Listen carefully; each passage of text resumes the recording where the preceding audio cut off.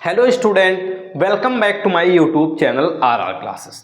तो स्टूडेंट, कई सारे बच्चे कमेंट कर रहे थे कि सर क्लास 12 फिजिक्स की क्लास 2026 वाले स्टूडेंट के लिए कब चलेगी। तो स्टूडेंट, आज हम क्लास 12 में फिजिक्स स्टार्ट कर रहे हैं 2026 वाले स्टूडेंट के लिए। तो सबसे पहला चैप्टर फिजिक्स में हमारा है कि वैद्युत आवेश तथा क्षेत्र। तो वैद्युत आवेश तथा क्षेत्र वाले चैप्टर से आज हम एक काफ़ी मोस्ट इंपॉर्टेंट टॉपिक जो कि कूलाम का नियम एक ऐसा मोस्ट इंपॉर्टेंट टॉपिक है जो लगभग हर साल पूछा जाता है, हर साल और हर क्वेश्चन पेपर में पूछा जाता है। या तो आपके ऑब्जेक्टिव में पूछा जाएगा, अगर आपके डेरिवेशन में पूछा जाएगा तो 3 से 4 नंबर में पूछा जाएगा। तो स्टूडेंट, हम स्टार्ट करते हैं। हमने एकदम सिंपलेस्ट शब्दों का प्रयोग किया हुआ है। सबसे पहले कूलाम का नियम जो है वो दो बिंदु आवेशों के बीच कार्य करता है। जैसा हमारा कोई एक बिंदु आवेश ए है, मान लीजिए सपोज दैट हमारा एक बिंदु आवेश ए है और एक बिंदु आवेश हमारा बी है। तो बिंदु आवेशों के बीच में हमारा कूलाम का नियम कार्य करता है और बिंदु ए पर हमारा Q1 आवेश है और बिंदु बी पर हमारा Q2 आवेश है और इनके बीच में F हमारा बल कार्य कर रहा है और ये दोनों आवेश एक दूसरे से आर दूरी पर रखे हुए हैं। कितने दूरी पर रखे हुए हैं? आर दूरी पर। एक बार फिर से, एक आवेश हमारा Q1 है जो कि बिंदु ए पर रखा हुआ है, एक आवेश हमारा Q2 है जो कि बिंदु बी पर रखा हुआ है। Q1 और Q2 के बीच की दूरी r है और इसके बीच हमारा F एक बल कार्य कर रहा है। इतनी चीजें आपको क्लियर हैं। अब हम डेफिनेशन पर आते हैं। डेफिनेशन क्या है कि किस नियम के अनुसार, किस नियम के अनुसार? कूलाम के नियम के अनुसार। कूलाम के नियम के अनुसार दो बिंदु आवेशों के बीच लगने वाला आकर्षण अथवा प्रतिकर्षण बल आवेशों के गुणनफल के समानुपाती तथा उनके बीच की दूरी के वर्ग के व्युत्क्रमानुपाती होता है। अब इसमें आप देखिए, सबसे पहले इस नियम के अनुसार दो बिंदु आवेश, हमने एक बिंदु आवेश ए लिया है, एक बिंदु आवेश बी लिया है, एक पर Q1 आवेश है, एक पर Q2 आवेश है। उसके बाद लगने वाला आकर्षण एवं प्रतिकर्षण बल। अब ये हम थोड़ा आपको समझाए देते हैं कि आकर्षण और प्रतिकर्षण क्या बल क्या होता है कि जो हमारे विपरीत चार्ज होते हैं, उनके बीच में हमारा होता है आकर्षण। विपरीत चार्ज के बीच में क्या होता है? हमारा आकर्षण होता है और जो हमारे सेम चार्ज होते हैं उनके बीच में हमारा प्रतिकर्षण होता है। जैसा एक हमारा प्लस चार्ज है, एक हमारा माइनस चार्ज है, यानी कि ये विपरीत आवेश है। तो विपरीत आवेशों के बीच हमारा होगा आकर्षण और जो हमारे सेम चार्ज हैं, जैसे इसमें माइनस प्लस भी हो सकता है और प्लस माइनस भी हो सकता है, इन दोनों केसेस में आपको प्रतिकर्षण आकर्षण देखने को मिलेगा। और अगर हमारा सेम चार्ज है माइनस माइनस, तो इसके बीच में आपको प्रतिकर्षण देखने को मिलेगा। क्या देखने को मिलेगा? प्रतिकर्षण देखने को मिलेगा। अब चाहे वो प्लस प्लस सेम चार्ज हो, चाहे माइनस माइनस सेम चार्ज हो, तो इन दोनों केसेस में आपको प्रतिकर्षण देखने को मिलेगा और इन दोनों केसेस में आपको आकर्षण देखने को मिलेगा। तो ये चीजें आपको क्लियर हैं। अब क्या कह रहा है? आकर्षण तथा प्रतिकर्षण बल F क्या है? आकर्षण तथा प्रतिकर्षण बल F क्या करता है? आवेशों के गुणनफल के। अब एक हमारा Q1 आवेश है, एक Q2, तो इसके बोल रहा है समानुपाती है। समानुपाती का चिन्ह ये होता है, गुणनफल के समानुपाती। गुणनफल ये मतलब Q1 इंटू Q2, यानी हमने Q1 Q2 का आपस में गुणा कर दिया है। यहाँ पर कोई चिन्ह नहीं, इसका मतलब गुणा है, मल्टीप्लाई है। तो F जो है वो समानुपाती है Q1 और Q2 को। अब समानुपाती का क्या मतलब होता है कि अगर एक बढ़ेगा तो दूसरा भी बढ़ेगा, यानी ये चीजें अगर हमारी बढ़ रही हैं तो ये वाली चीजें भी बढ़ेंगी। देन आगे बढ़ते हैं। तथा उनके बीच के दूरी के वर्ग के व्युत्क्रमानुपाती होता है। अब F जो है वो उनके बीच की दूरी कितनी है? r है। बीच की दूरी के वर्ग का मतलब है स्क्वायर करेंगे, इसके व्युत्क्रमानुपाती होता है। व्युत्क्रमानुपाती को हम 1/बटे में लिखते हैं। इसका मतलब है कि अगर ये बढ़ेगा तो ये घटेगा। मतलब अगर हमारा f का मान बढ़ रहा है तो r का मान घटेगा, और अगर f का मान हमारा घट रहा है तो r का मान हमारा बढ़ेगा। ये चीजें आपको क्लियर हैं। देन हम आगे बढ़ते हैं। हमने अभी तक क्या क्या समझाया कि f जो है वो समानुपाती है q1 इंटू Q2 के, f व्युत्क्रमानुपाती है उसके बीच के दूरी के, यानी 1/r के। अब ये चीज़ें जो हमने समझाई हैं इसको हम मिटा रहे हैं। देन जो मेन चीज़ें वो लिख रही हैं, ये चीज़ें हो गई। अब आप लोग जानते हैं सबसे पहले इसको हम मिलाकर लिख रहे हैं। मिलाकर लिखने पर क्या होगा कि f बराबर आ जाएगा, f हमारा जो है वो समानुपाती होगा Q1 Q2/r²। इस समीकरण को हमने मिलाकर लिख दिया है। अब आप सभी लोग जानते हैं कि जब हमारा समानुपाती का चिन्ह हटता है तो एक कांस्टेंट आता है, तो f बराबर आएगा कांस्टेंट हमारा यहाँ पर क्या आएगा, k Q1 Q2/r²। हमने समानुपाती का चिन्ह हटाया, यहाँ पर एक कांस्टेंट आ गया k Q1 Q2/r²। अब ये हमारा कितना हो गया, इक्वेशन नंबर 1 हो गई। कितनी हो गई, इक्वेशन नंबर 1 हो गई। ठीक है, या इस तरीके से आप लिख सकते हैं कि ये हमारी इक्वेशन नंबर 1 है, ये इक्वेशन नंबर 2, इन दोनों को हमने मिला दिया है तो ये हमारी इक्वेशन तैयार हो गई। अब k का मान होता है, f बराबर k का मान होता है 1/4πε0। k का मान क्या होता है, 1/4πε0 Q1 Q2/r²।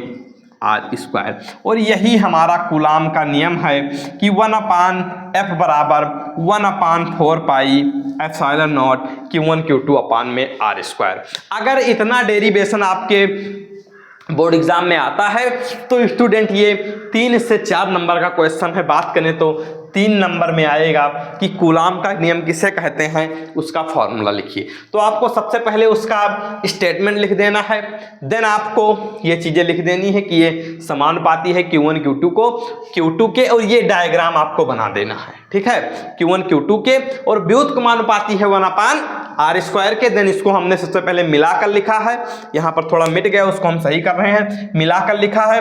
उसके बाद फिर हमारा जब समानुपाती का चिन्ह हटा है तो हमारा एक कांस्टेंट k आ गया है, और k का मान होता है 1/4πε0। ये हमारा क्या है, पाई है, 1/4πε0। इतनी चीजें आपको क्लियर हैं। अब ये हमारा जो फॉर्मूला आया है कूलाम के नियम पर, इस पर जब हम न्यूमेरिकल लगाते हैं तो ये जो हमारा 1/4πε0 है इसकी हम वैल्यू रखते हैं। तो इसकी वैल्यू क्या होती है, हम यहाँ पर लिख रहे हैं क्या है कि 1/4πε0 की वैल्यू होती है 9 × 10⁹ 9 × 10⁹ इसकी वैल्यू होती है। ε0 की वैल्यू वो k का मान क्या होता है 9 × 10⁹, और इसका मात्रक होता है न्यूटन मीटर प्रति कूलाम स्क्वायर। क्या मात्रक होता है इसका, न्यूटन मीटर प्रति कूलाम स्क्वायर इसका मात्रक होता है।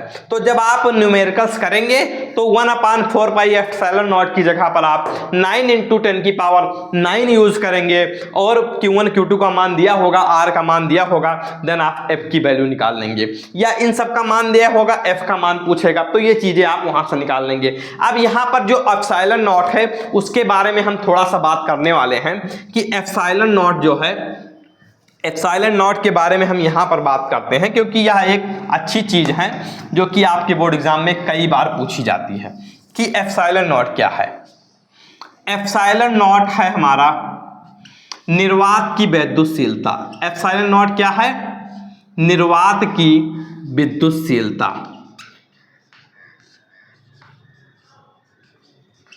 ε0 को हम निर्वात की विद्युतशीलता कहते हैं, और इसका मान होता है कि 8 × 85 × 10⁻12 मीटर पर सेकेंड।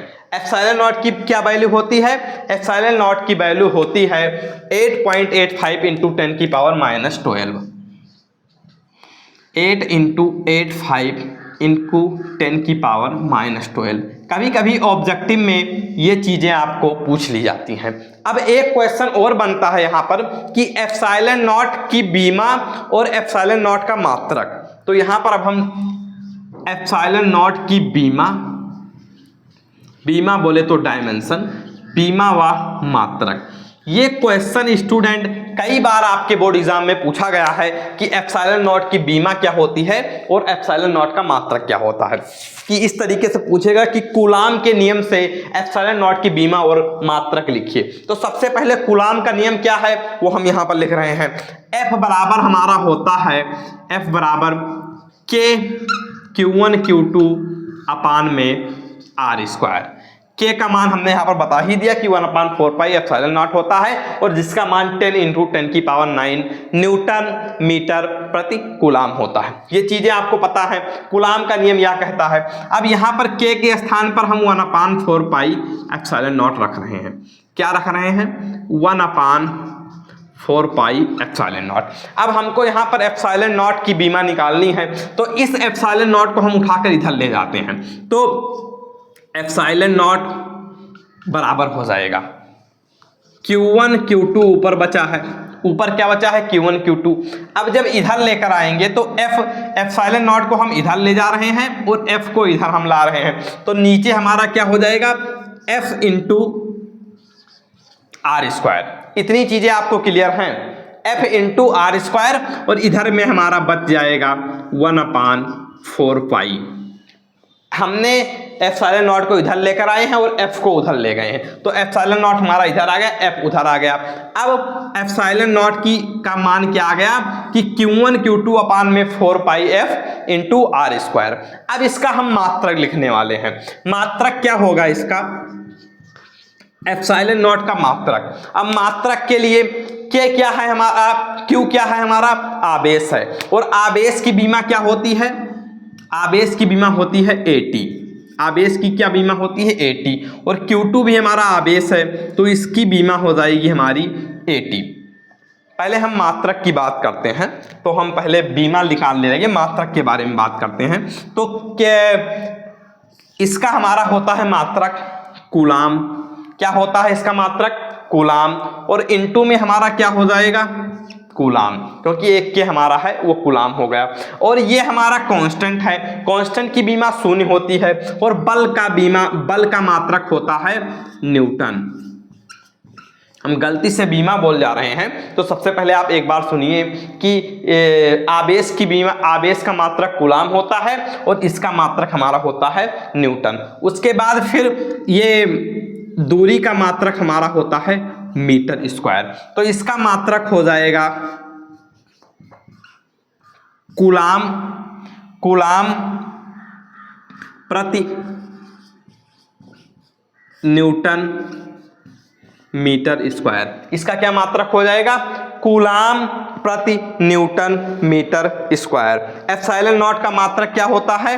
कूलाम प्रति न्यूटन मीटर स्क्वायर। ठीक है, यहाँ पर कूलाम का स्क्वायर होगा क्योंकि कूलाम इंटू कूलाम है। ठीक है, ये चीजें आपको क्लियर हैं। अब हम बीमा के बारे में बात करते हैं कि एप्सिलॉन नॉट की बीमा क्या होती है। तो बीमा इसकी हो जाएगी, इसका आवेश का जो बीमा होता है AT होता है। देन फिर एक आवेश और है, तो उसकी बीमा हमारी AT हो जाएगी। बटे में क्या है हमारा? न्यूटन है। बटे में हमारा क्या है? न्यूटन है। और बल का मात्रक न्यूटन है, और न्यूटन की क्या होती है बीमा? ML। बल का बीमा होती है ML T की पावर -2। क्या होता है? बल की बीमा क्या होती है? ML T की पावर -2।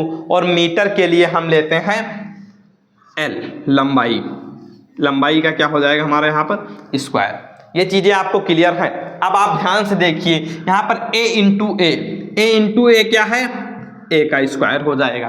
फिर यहाँ पर T से पहले M को हम लिखते हैं। जनरली जब बीमा लिखते हैं तो M को जब हम ऊपर ले जाएंगे तो M नीचे है, ऊपर जाएगा तो माइनस में हो जाएगा, तो M हो गया। उसके बाद फिर L यहाँ पर क्या है? L × L स्क्वायर, तो L की पावर -3। नीचे हमारा क्या है? L × L, तो यहाँ हो जाएगा L की पावर 3। ऊपर जाएगा तो L की पावर -3 हो जाएगा। फिर हमारा ऊपर क्या है?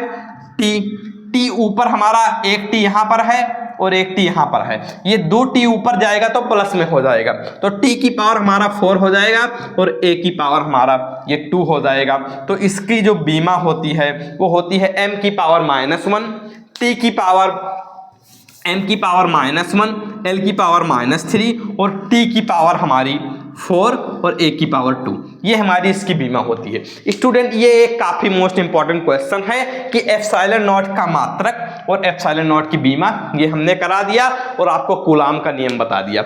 अगर हम बात करें स्टूडेंट तो सिर्फ जो सेक्शन हम आज बता रहे हैं इसी से आपके ऑब्जेक्टिव में कई सारे क्वेश्चन बन सकते हैं और ये सीधा पूछा जाने वाला बोर्ड एग्जाम में टॉपिक है। तो आई होप कि आपको यह टॉपिक अच्छे से क्लियर हो गया होगा। अगर इसमें आपको कहीं भी डाउट है तो आप कमेंट बॉक्स में कमेंट कर सकते हैं, हम आपके क्वेश्चन का आंसर जरूर देंगे। और इसी तरीके से हम अपने चैनल पर physics, chemistry and mathematics, Hindi, English and biology सभी सब्जेक्ट पढ़ाते रहेंगे। और अगर आपको वीडियो समझ में आ गई है तो आप वीडियो को लाइक करिए, चैनल को सब्सक्राइब करिए, बेल आइकन को प्रेस करिए ताकि रोज आने वाले वीडियो की नोटिफिकेशन सबसे पहले आपके पास पहुंचे। मिलते हैं नेक्स्ट वीडियो में नेक्स्ट टॉपिक के साथ। स्टूडेंट हम आपके लिए इतना मेहनत कर रहे हैं तो एक लाइक तो बनता ही है। मिलते हैं नेक्स्ट वीडियो में, तब तक के लिए बाय बाय, जय हिंद।